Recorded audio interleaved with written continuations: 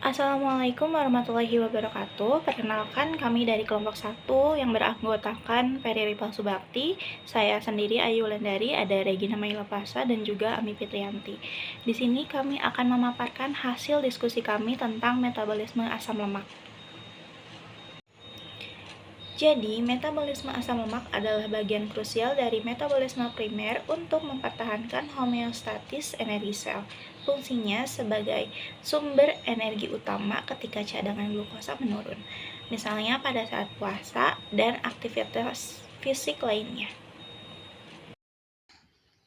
Selanjutnya, karakteristik lemak sebagai sumber energi. Oksidasi asam lemak menghasilkan energi sekitar 9 kilokalori per gram, lebih tinggi dibandingkan karbohidrat dan protein yang menghasilkan sekitar 4 kilokalori per gram. Selain sebagai sumber energi, lemak juga berperan dalam pembentukan membran sel, sintesis hormon steroid, dan pembentukan molekul pensinyalan seluler. Selanjutnya ada mobilisasi asam lemak atau lipolisis. Lipolisis adalah proses pemecahan trigliserida di jaringan adiposa menjadi asam lemak bebas dan gliserol. Enzim utamanya adipose trigliseride lipase mengkatalisis tahap awal pemecahan trigliserida. Hormon sensitif lipase diaktifkan oleh glukagon dan epinefrin untuk meningkatkan pelepasan asam lemak saat kebutuhan energi meningkat. Lalu selanjutnya aktivasi asam lemak. Sebelum mengalami degradasi, asam lemak harus diaktifkan di sitosol. Lalu asam lemak diubah menjadi asetil-CoA oleh enzim asil-CoA sintase. Proses ini memerlukan ATP yang diubah menjadi AMP dan PPI atau pirofosfat, sehingga bersifat irreversibel. Transport asam lemak ke mitokondria. Membran mitokondria tidak permeabel terhadap asam lemak rantai panjang. Oleh karena itu, diperlukan sistem carnitine shuttle CPT1 pada membran luar mitokondria mengubah asil CoA menjadi asil carnitine sehingga dapat ditransfer menuju matriks mitokondria. Selanjutnya ada mekanisme beta oksidasi. Yang pertama itu ada dehidrogenasi yang mengandung enzim asil CoA. Dehidrogenase membentuk ikatan rangkap antara karbon alfa dan beta, menghasilkan transdelta 2 enoil CoA dan FADH2. Selanjutnya ada hidrasi enoil CoA. Hidratase menambahkan molekul air pada ikatan rangkap, menghasilkan L3 hidroksil CoA. Selanjutnya ada dehidrogenasi 2, yang dimana L3 hidroksil CoA dehidrogenase mengoksidasi gugus hidroksil menjadi gugus keton, menghasilkan 3 ketoasil CoA dan NADH. Selanjutnya ada tiolisis, yang dimana enzim tiolisis atau beta-kototiolase memutus rantai asam lemak. Setiap siklus menghasilkan 1 molekul asetil CoA dan 1 molekul asil CoA yang lebih pendek 2 atom karbon. Selanjutnya ada integrasi beta oksidasi dengan produksi energi, yang dimana asetil CoA hasil beta oksidasi memasuki siklus Krebs dan bereaksi dengan oksaloasetat membentuk sitrat. Siklus Krebs menghasilkan NADH, FADH2, dan GTP atau ATV.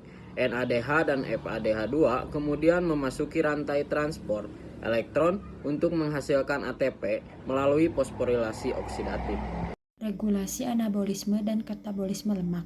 Regulasi metabolisme lemak mencegah terjadinya full cycle antara sintesis dan degradasi lemak. CPT1 dihambat oleh malonyl CoA, yaitu produk awal sintesis asam lemak. Dengan demikian, saat sintesis lemak berlangsung aktif, oksidasi asam lemak akan ditekan. Selanjutnya ada regulasi enzim lipogenesis.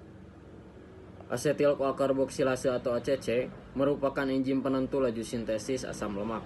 Asetil-CoA karboksilase atau ACC mengubah asetil-CoA menjadi malonyl CoA. Asetil-CoA karboksilase diaktifkan oleh sitrat dan insulin. Asetil-CoA karboksilase dihambat oleh palmitoyl CoA, glukagon, dan epinefrin.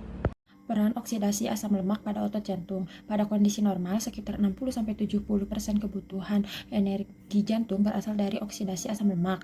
Oksidasi 1 mol palmitat menghasilkan energi 106 adenosin trifosfat atau ATP bersih. Pada kondisi hipoksia, asam lemak menurun sehingga dapat terjadinya akumulasi metabolit lipid yang berkontribusi terhadap gangguan fungsi jantung. Kemudian di sini ada relevansinya dengan klinis, yaitu metabolisme asam lemak terhadap kanker. Jadi dalam lingkungan mikrotumor, sel kanker itu mengkonsumsi glukosa dalam jumlah yang besar. Jadi ketersediaan glukosa untuk sel T itu tuh berkurang. Sel T kemudian lebih banyak memanfaatkan asam lemak sebagai sumber energinya. Kemudian untuk peningkatan metabolisme asam lemak yang berlebihan juga dapat memicu stres oksidatif dan peningkatan ekspresi PD1. Kondisi ini tuh menyebabkan disfungsi atau kelelahan sel T sehingga respon imun terhadap sel kanker menurun. Regulasi enzim seperti ACC dan CPT1 berpotensi menjadi target terapi untuk meningkatkan efektivitas dari imunoterapi kanker. Kesimpulannya, metabolisme asam lemak merupakan jalur penting dalam penyediaan energi terutama saat ketersediaan glukosa terbatas. Beta oksidasi menghasilkan asetil koenzim A dan juga NADH dan FADH2 yang berperan dalam pembentukan ATP. Jalur ini diatur secara ketat oleh enzim dan hormon untuk menjaga keseimbangan metabolisme. Gangguan metabolisme asam lemak berhubungan dengan berbagai penyakit metabolik dan berpotensi menjadi target terapi di masa yang akan datang. Sekian pemaparan dari kelompok 1C, kurang lebihnya mohon maaf. Assalamualaikum warahmatullahi wabarakatuh.